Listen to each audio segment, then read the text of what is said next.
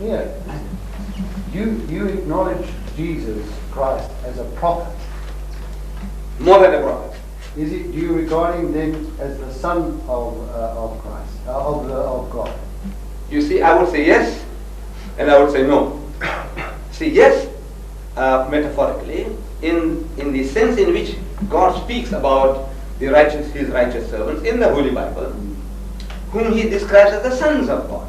Because according to that, God has got sons by the tons in the Bible, in your Bible. He's got them by the tons. But when you ask an ordinary Christian, a layman, how many sons has God got? It's a one. In the book of Genesis, chapter 6, verse 3, it says, and the sons of God saw the daughters of men that they were fair, and they took them to wife all that they chose. And when the sons of God, in Afrikaans, seuns van God, and when the sons of God came in unto the daughters of men and bore children to them, they became great men of old, men of renown. In the book of Exodus, God says, Israel is my son, even my firstborn. In the book of Jeremiah, it says, Ephraim is my son, even my firstborn. In the book of Psalms, God speaks to David, and he says, I will declare a decree unto thee, that thou art my son. This day have I begotten thee. In the New Testament, we are told, as many as are led by the Spirit of God are the sons of God. In other words, anybody, everybody, every Tom, Dick and Harry, if you follow the will and plan of God, you are a godly person. In the language of the Jew, you are a son of God. It's a metaphorical statement. Everybody who follows, like Jesus told the Jews, he said, you are of your father the devil. Now did they have those sharp ears of horns or tail with barbed hooks, but were they less handsome than his own disciples or himself? No.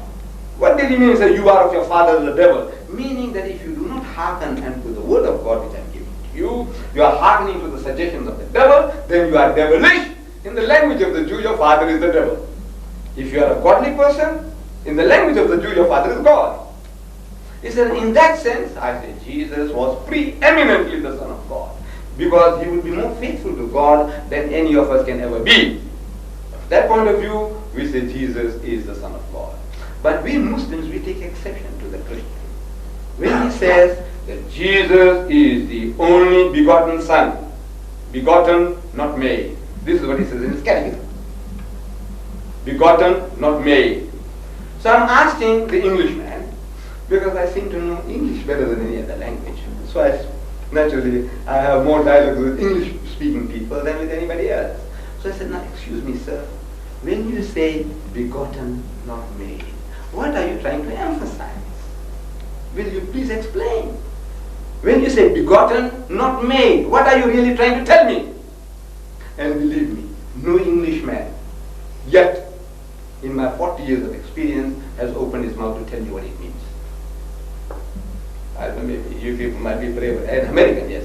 I met an American, of course he speaks English. He said it means sired by God. So what?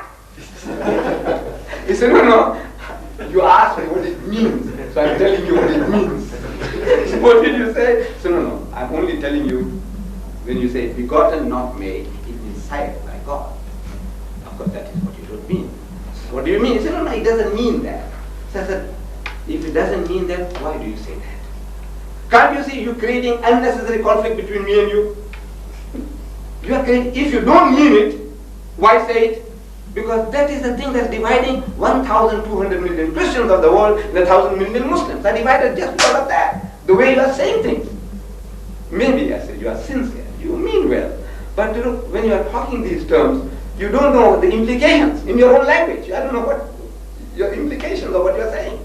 So we Muslims are getting horrified when you talk about begotten, not made. So we take exception to it. You see? So we are fighting over words. Say, why did you say that? And then you say, look, I don't mean that. Like the Englishman, you know, he's speaking about his wife, he's speaking to her mother. You know, he's talking about the children, mother. So I asked this Englishman, is she really your mother? No. She was younger than you. I said, yes. I said, is she your stepmother? He says, no. So you say, mother? You know, how is she your mother? I said, no. My children call her mother, and I love the term, so I also call her mother. I said, bloody fool, why don't you tell me she's your wife? Our problem is words.